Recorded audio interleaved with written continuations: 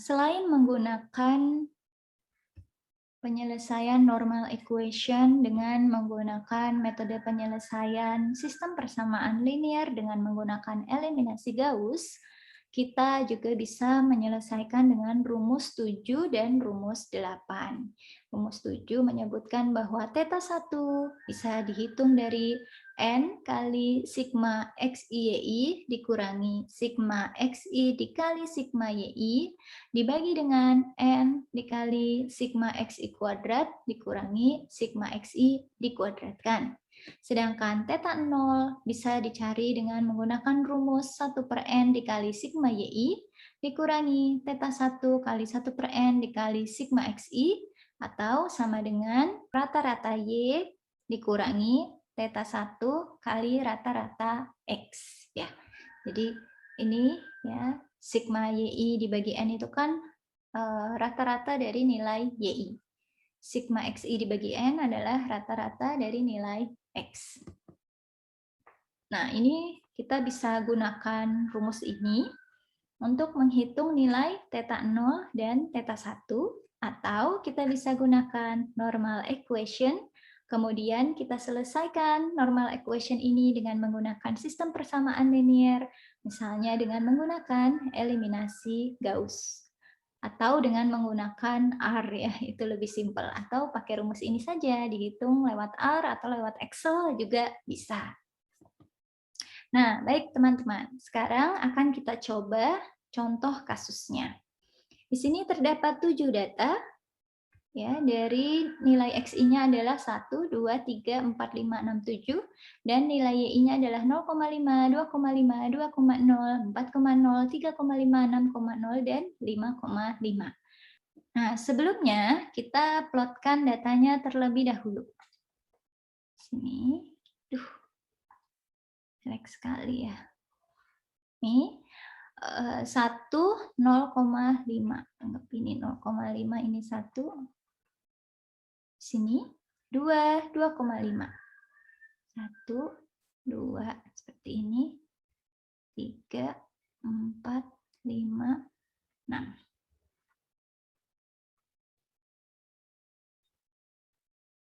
Oke, 2, 2,5.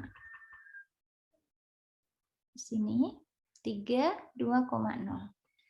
Sini 4, 4,0.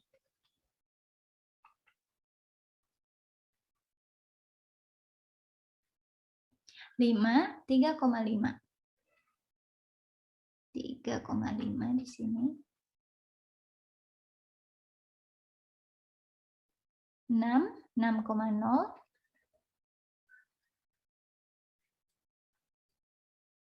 Sini dan 7, 5,5.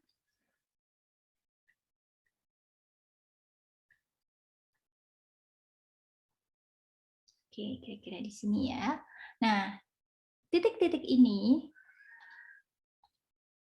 memiliki kecenderungan membentuk tren.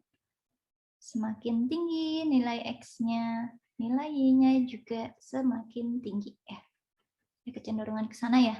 Nah, garisnya seperti apa? Garis regresinya apakah seperti ini? Ataukah seperti ini? Ataukah seperti ini? Apakah seperti ini? Nah, itu yang akan kita cari tahu ya. θ0 dan θ1 untuk garis regresinya ini seperti apa garisnya. Kita akan gunakan metode sum square error tadi, tapi kita langsung saja pakai rumus yang ada di sini ya. Berarti kita perlu mengetahui sigma XI, sigma XI, sigma YI, sigma XI kuadrat. Ini sigma XI, ini ya sama, nanti tinggal hasilnya dikuadratkan. Kemudian kita juga perlu mengetahui rata-rata Y dan rata-rata X. Oke, tinggal kita cari saja. Ini saya hapus dulu. Kita perlu mengetahui sigma XI, tinggal dijumlahkan saja, 1 sampai 7, 28. Sigma YI, YI-nya kita jumlahkan semua, sigma YI ketemu 24. Kita juga perlu mengetahui sigma XI kuadrat, berarti kita kuadratkan terlebih dahulu. Setelah itu dijumlahkan, didapat hasilnya. XI YI sigma XI kita dapatkan dengan mengalihkan X dengan Y. Kemudian setelah itu hasilnya kita sum, didapat hasilnya 119,5 ya. Kemudian kita hitung. Ya, jadi di sini theta 1 didapatkan dari N, jumlah datanya ada 7, dikali sigma XI-YI. Sigma XI-YI-nya adalah 119,5, dikurangi sigma XI dikali sigma YI. Sigma XI-nya 28 dikali 24, dibagi dengan N, datanya ada 7, dikali sigma XI kuadrat. Sigma XI kuadrat yang ini 140, dikurangi sigma XI dikuadratkan, 28 dikuadratkan. Oke, ini didapat hasilnya 0,8393.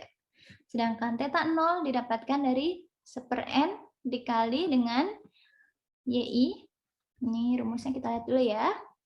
Atau Y akar A atau rata-rata Y dikurangi theta 1 rata-rata X.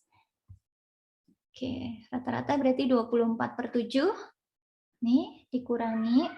Tadi sudah ketemu theta satunya ya, di angka 0,8393. Berarti 0,8393 dikali rata-rata X 28/7. Seperti ini. Didapat hasilnya 0,07143. Jadi, garis regresi linearnya didapatkan Y sama dengan theta 0, 0,07413 ditambah theta 1X 0,8393X. Nah, kalau kita plotkan, maka garisnya seperti ini. Ini adalah garis yang akan menghasilkan sum of square error paling minimal dibandingkan garis lainnya. Misal, oh saya kok nggak suka ya lihatnya, harusnya garisnya tuh begini, ini nanti errornya akan lebih besar tuh. Tuh, errornya lebih jauh kan ya. Nah, dibandingkan dari sini ke sini, dari sini ke sini, ini errornya lebih sedikit. Gitu. Nah, selain kita menggunakan rumus yang sudah disediakan di sini, kita juga bisa menyelesaikan dengan menyelesaikan normal equation-nya yang berbentuk sistem persamaan linear.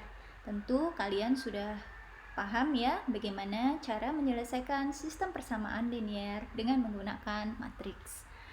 Nah, untuk menyelesaikan dengan menggunakan sistem persamaan linear, kita perlu mengetahui N, jumlah datanya ada 7, sigma XI, sigma XI kuadrat, sigma YI, dan sigma XI YI. Nah, kita hitung saja sigma XI-nya, di sini 28, sigma YI-nya adalah 24, sigma XI kuadrat adalah 140, dan sigma XI YI adalah 119,5. Oke, setelah kita dapatkan, kita tuliskan dalam bentuk normal equation. N, jumlah datanya, sigma XI, sigma XI, sigma XI kuadrat, sigma YI, dan sigma XI YI. Ini ya, ini theta 0, kita tulis sebagai theta 0, dan ini theta 1 ya. Ini dua matriks yang terpisah.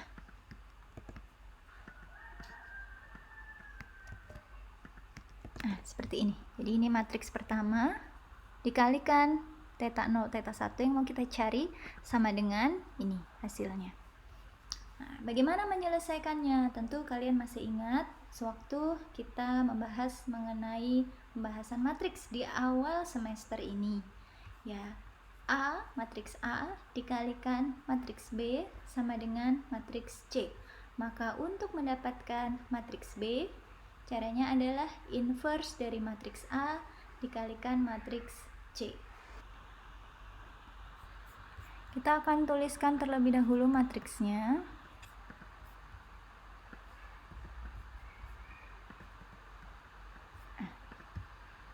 Di pertama, matriks A-nya adalah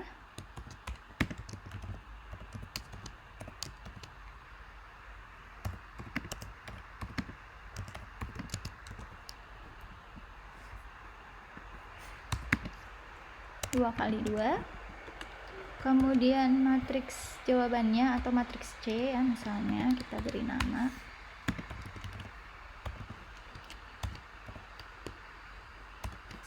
(24) dan 119,5 dengan ukurannya 2x1. Oh iya, jangan lupa kita akan menggunakan package Matplotlib ya. Jadi kita masukkan dulu package-nya. Oke. Setelah itu kita coba tampilkan dulu ya.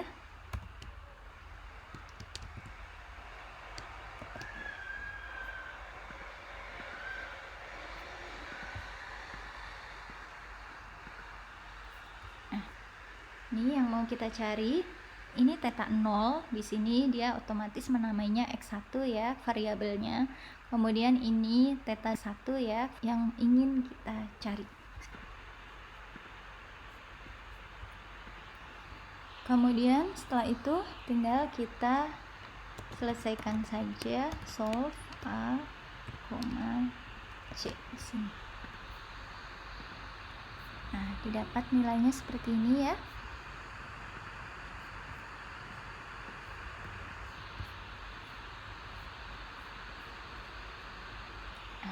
Nilai ini sama ya dengan nilai yang tadi kita gunakan dengan rumus yang sudah jadi ini. Rumus, mana rumusnya? Nah, ini rumus ini. Jadi, teman-teman bisa menggunakan rumus ini untuk mencari nilai theta 0 dan theta 1, atau teman-teman bisa juga menggunakan sistem persamaan linear dari normal equation yang sudah kita miliki untuk menyelesaikan nilai theta 0 dan theta 1-nya. Demikian untuk contoh soalnya. Kita lanjutkan di pembahasan berikutnya.